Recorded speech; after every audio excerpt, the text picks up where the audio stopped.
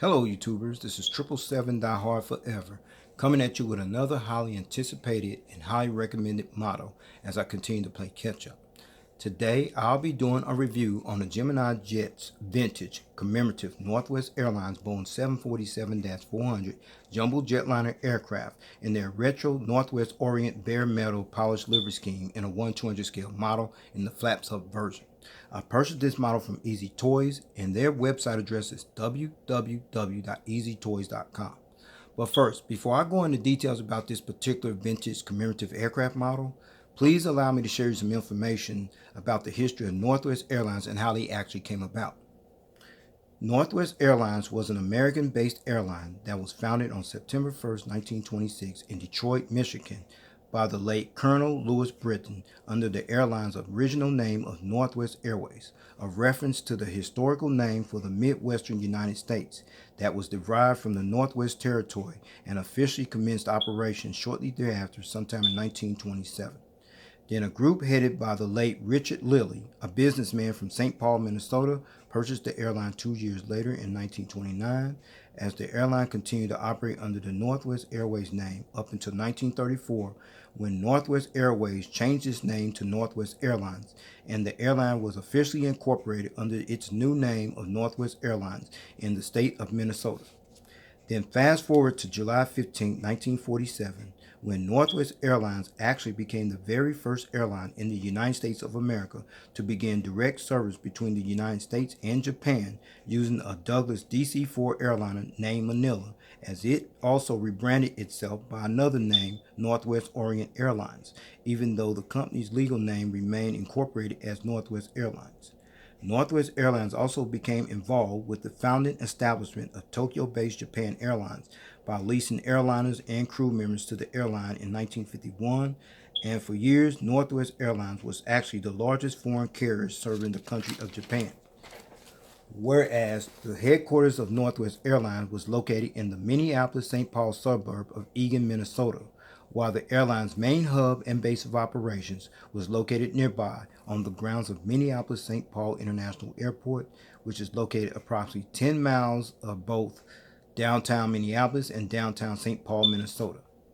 Northwest Airlines also had operational hubs that was located at Amsterdam Airport Schiphol, located in Amsterdam from 1993 to 2010, Detroit Metropolitan Wayne County Airport, located in the Detroit suburb of Romulus, Michigan from 1986 to 2010, Memphis International Airport, located in Memphis, Tennessee from 1986 to 2010, Tokyo Haneda International Airport, located in the Oto District section of Tokyo, Japan from 1947 to 1978, Tokyo Narita International Airport, located in the Tokyo suburb of Narita, Japan from 1978 to 2010, and Ted Stephen Anchorage International Airport, located in Anchorage, Alaska, served as a cargo hub from 1991 to 2009.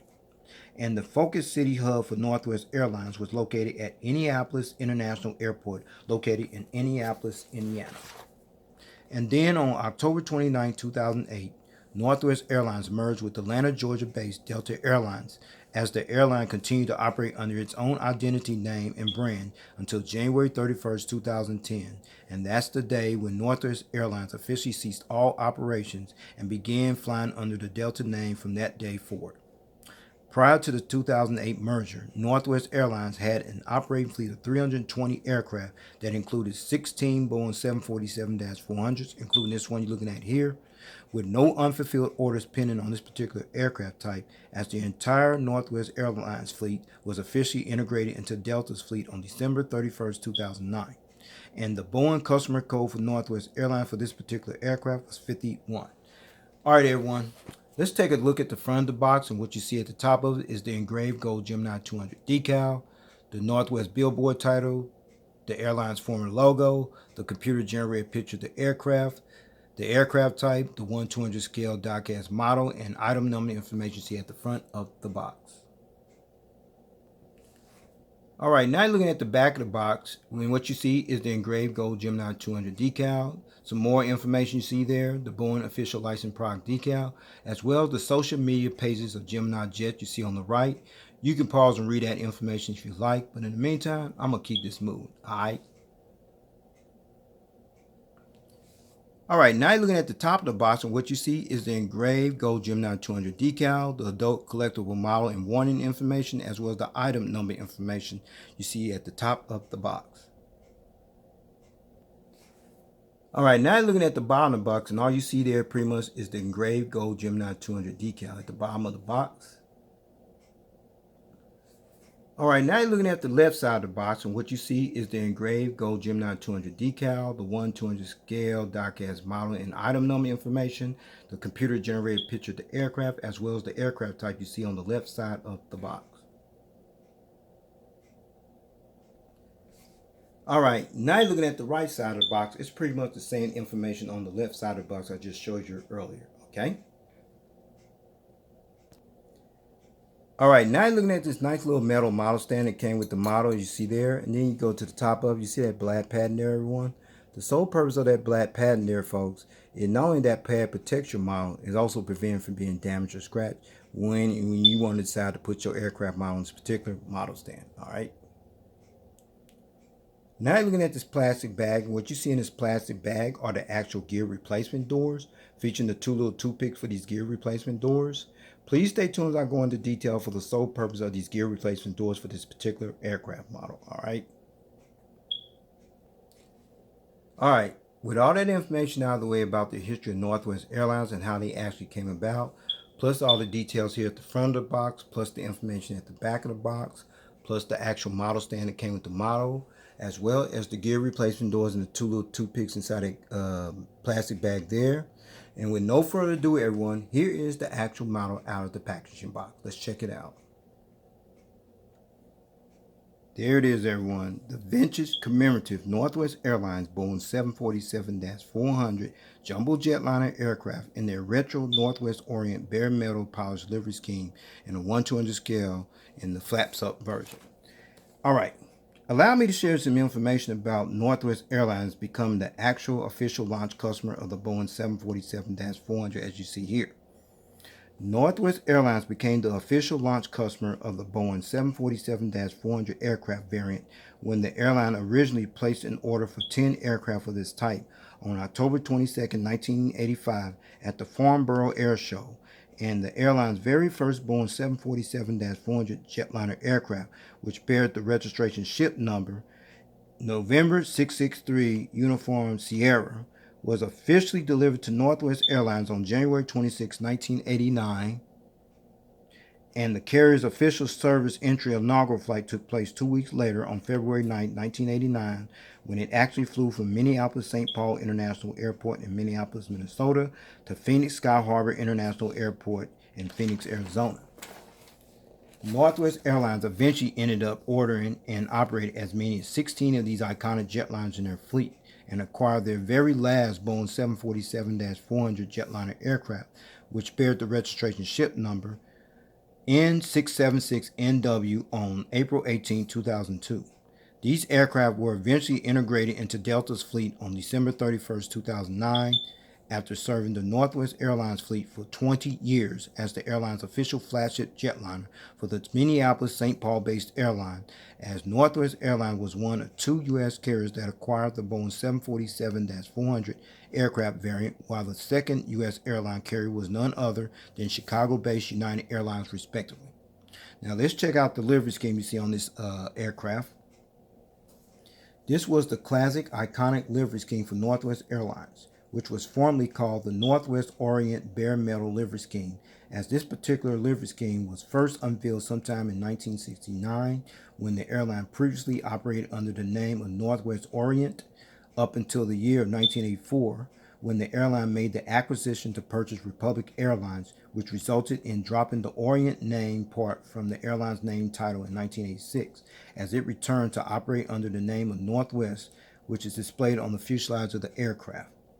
And as for the airline's corporate logo, which is actually displayed next to the airline's billboard title name of Northwest, is actually a red pointer symbol, which is superimposed over a red globe, as the logo was actually created for a newer look for the 1970s, and beyond that also features the actual tail fin, that was also painted in a bright red color tone, as this particular livery scheme was the actual launch color livery scheme for their Boeing 747-400 jumbo jetliner aircraft, as Northwest Airlines sported this livery scheme for 20 years from 1969 up until it was eventually replaced with their more modernized, updated bowl and shoe livery scheme, which was unveiled to the general public sometime in 1989.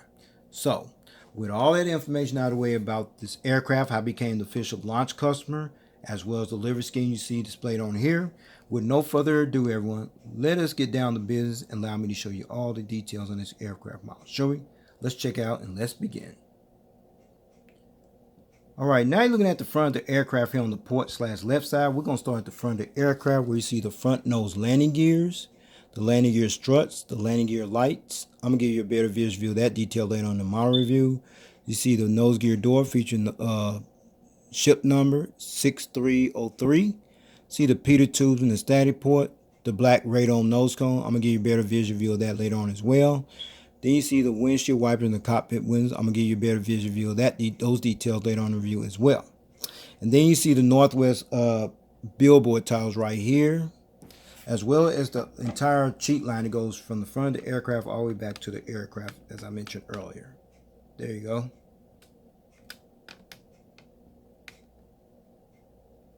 And now, besides the Northwest Airlines billboard title, is the Northwest Airlines logo, which is this logo you see here. This was the actual logo for Northwest Airlines from 1969 to 1989, as the airline's corporate logo was actually a red pointer symbol, which is superimposed over a red globe, as the logo was actually created for a newer look for the 1970s and beyond. Okay? And then you're looking at the engines right here and right there. And these were the Pratt & Whitney PW4056 turbofan type engines that was actually used on this particular Northwest Airlines Boeing 747-400 jumbo jetliner aircraft. And you see the engine cones right here as well as right there. You also see the Pratt & Whitney logo on the engine column there and there as well. Now we're going to turn this aircraft model around. We're going to actually find out if the turbofan blades spin. Let's check it out and find out.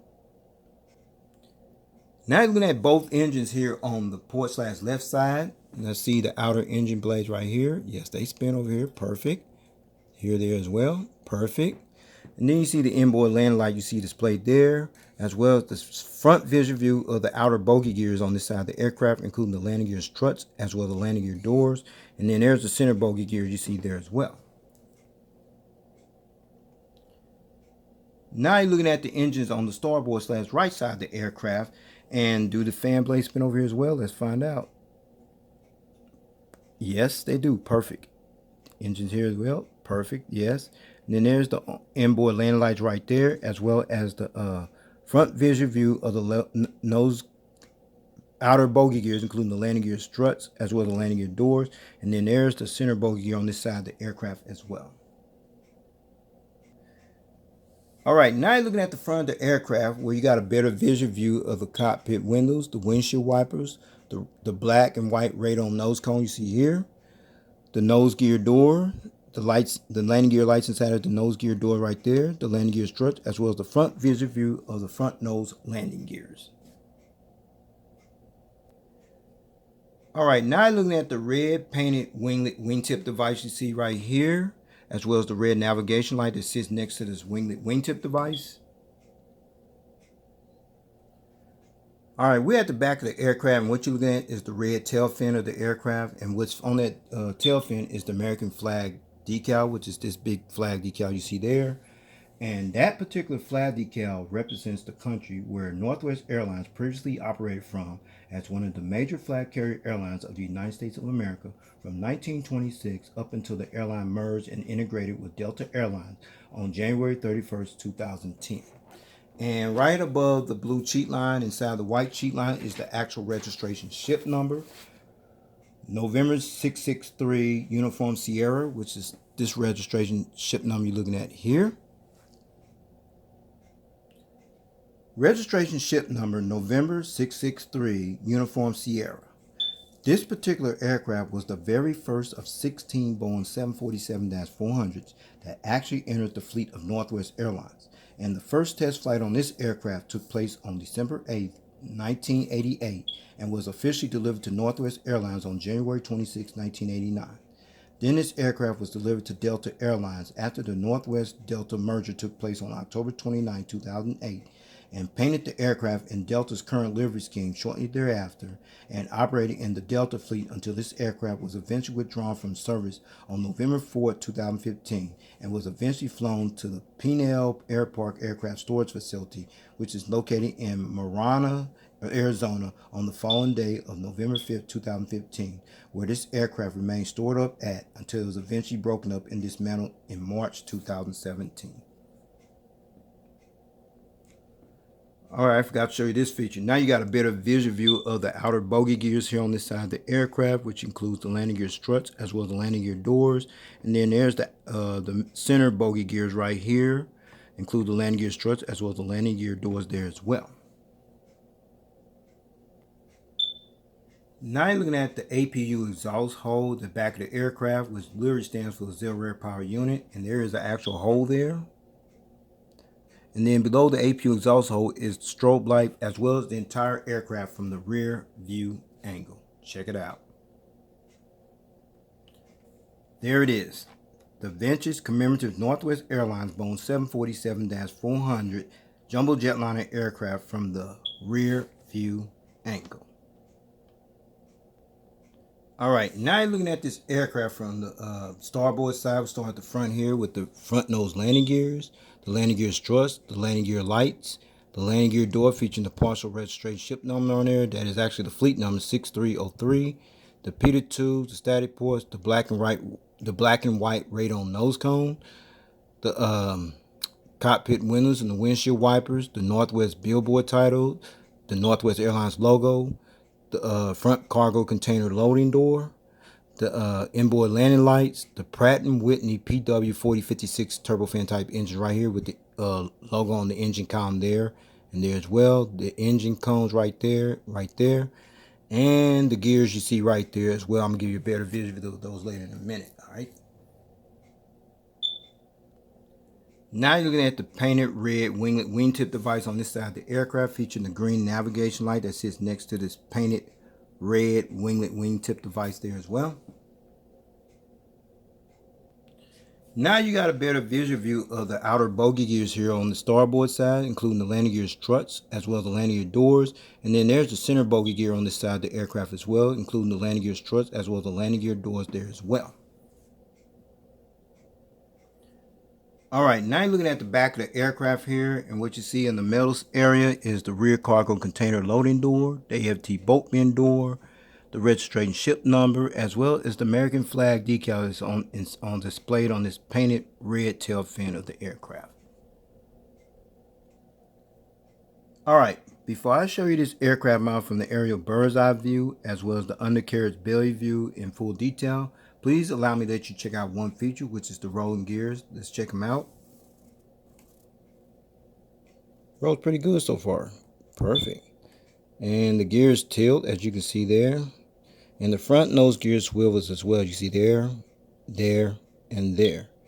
So with that said, let's check out this aircraft model from the aerial bird's eye view. Let's check it out. Alright, now you're looking at this aircraft model from the aerial bird's eye view, where it's mostly white and polished. You see there.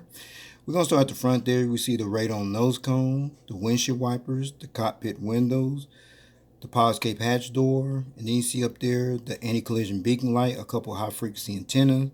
You see the Northwest billboard title as well as the airline's logo. Then you slide down here, the ADF antennas,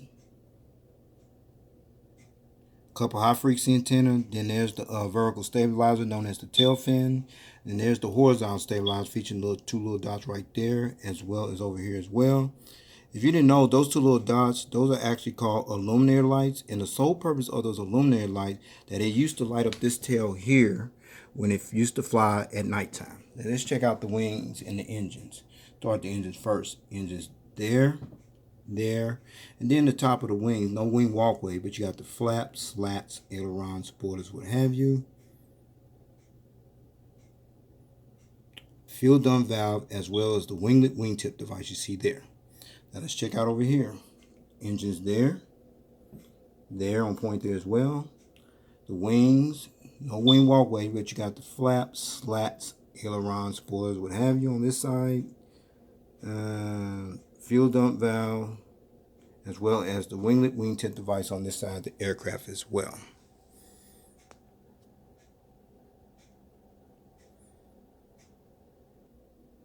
Now you're looking at the undercarriage belly view of this aircraft, where the radome nose cone is white and everything else is mostly silver and polished from that point on. We're going to start there. The radome nose cone, the crew escape hatch door, the front nose landing gear door, as well as the front nose landing gear. And then you come here, a high frequency antenna there, the anti-collision beacon light, the hole where the stand goes in at, and then there's the center bogey gears right there. We're going to see if the gears tilt here as well. Yes, they do. Perfect. See the Gemini Jets logo, a couple high frequency antennas, the pressure relief valve, as well as the APU housing doors and the horizontal stabilizers underneath. Now let's check out the gears right here. Gear don't tilt there, but that's okay. You see the Pratt & Whitney engine logo right there on the engine columns, right there as well as the wings underneath, which includes the flaps, slats, ailerons, spoilers, what have you. Fuel dump valve, as well as the winglet wingtip device on this side of the aircraft as well. Now let's check out over here. The gears over here. Little problem tilting, that's okay. See the engines there with the Pratt & Whitney logo there. And then the engines right there as well as the wings underneath, which includes the flaps, slats, ailerons, spoilers, what have you. Fuel dump valve, as well as the winglet wingtip device on this side of the aircraft as well.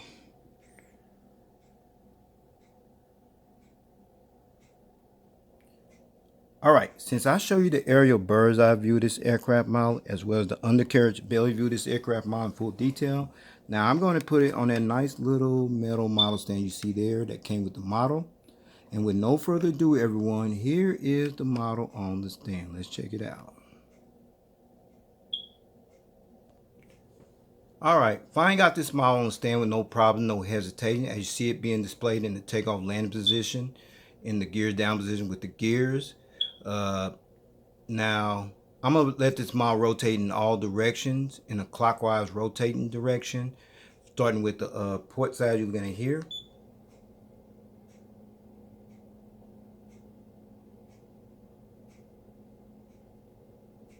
The tail cam angle of the aircraft.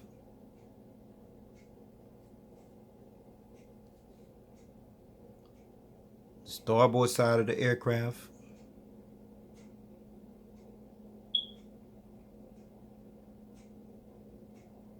The front of the aircraft. And back to the port side of the aircraft.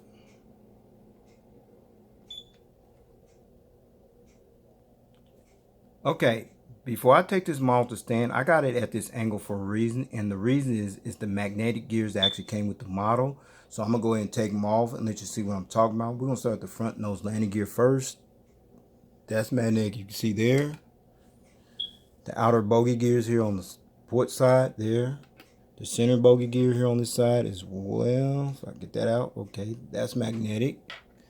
The center bogey gear on the starboard side there, as well as the outer bogey gear on the starboard side as well. That's magnetic as well. All right, now since I got all the gears off this aircraft model, I'm gonna let you see this model at a different angle in flight mode / gears up position without the gears. Let's check them out. All right, now you got a better view of this aircraft model as it's being displayed in flight mode / gears up position without the gears. Now you got one or two options how you want to display your model. If you want to continue to display it like this, that's fine. You see these gear replacement doors and the two little toothpicks I showed you earlier. That's the sole purpose of these gear replacement doors. So you substitute your gears while you display your model like this in flight mode / gears up position without the gears. Or you can do like I do, just keep the gears on in a gear down position. Gears up, gear down, your choice. I choose to keep mine on there because it adds more value to the model. So with that said, I'm going to go ahead and put these gears back on this model, take this model off the stand, and go ahead and wrap up this model review. All right. All right. Let's talk about the seating configuration. The Northwest Airlines Boeing 747-400 jumbo jetliner aircraft seated 403 passengers in a two-class configurated cabin layout. All right, everyone, here's the breakdown from rows 1 to 12, which is on the main deck, which will be about from here to about right here. You have 41 world business class seats in row 72 to 80, which is on the upper deck, which will be about from here to right here. You had an additional 24 world business class seats, which brought the total 65 world business class seats in rows 21 to 67, which will be from here all the way back to the rear of the aircraft.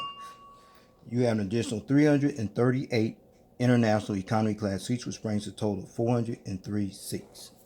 And finally, and in addition to Phoenix, Arizona as the official inaugurated flight destination for this particular aircraft, Northwest Airlines previously utilized their Boeing 747-400s, mostly on international routes from 1989 to 2010 to worldwide destinations from Minneapolis-St. Paul to Tokyo Narita, Manila, Philippines via Tokyo Narita, Hong Kong and Seattle, Washington, from Detroit Metro to Tokyo Narita, Nagoya, Japan, Manila, Philippines via Tokyo Narita and Nagoya, Shanghai Pudong, Beijing Capital, Amsterdam Schiphol, Osaka Kansai, Seoul Incheon, from New York JFK to Tokyo Narita, Hong Kong, Osaka Kansai, Sydney, Australia via Osaka Kansai, Seoul Incheon, and Amsterdam Schiphol, from Los Angeles, California to Tokyo Narita, from San Francisco, California to Honolulu, Hawaii and Tokyo Narita, from Seattle, Tacoma, Washington to Minneapolis-St. Paul, Tokyo Narita and Hong Kong, from Honolulu, Hawaii to San Francisco and Tokyo Narita, from Chicago O'Hare to Tokyo Narita, from Nagoya, Japan to Detroit, Michigan and Manila, Philippines, and from Tokyo Narita to Honolulu, Hawaii, Detroit, Michigan, Chicago O'Hare, Minneapolis-St. Paul, San Francisco, California, Los Angeles, California, New York JFK, Seattle, Tacoma, Washington, Manila, Philippines, Hong Kong, Taipei, Taiwan, Bangkok, Suvarnabhumi, Singapore, Changi, Seoul Incheon, Beijing Capital, Shanghai Pudong, and Ho Chi Minh City, Vietnam. Those were the routes. Well, everyone, this will conclude this model review. I'd like to know if you got this model or you plan on getting it, if you can find it. I bought this like about last year sometime back, and this model is pretty much sold out pretty quickly. If you can, your only outside chance to find this model technically is on eBay. You can't find it on eBay. I don't know what to tell you. Good luck trying to find it. But if you can get your hands on it, please do so. Highly recommend it. So with that said, please take care. God bless. Stay strong. And because there's more model content coming. And above all, everyone, please stay safe out here. Peace.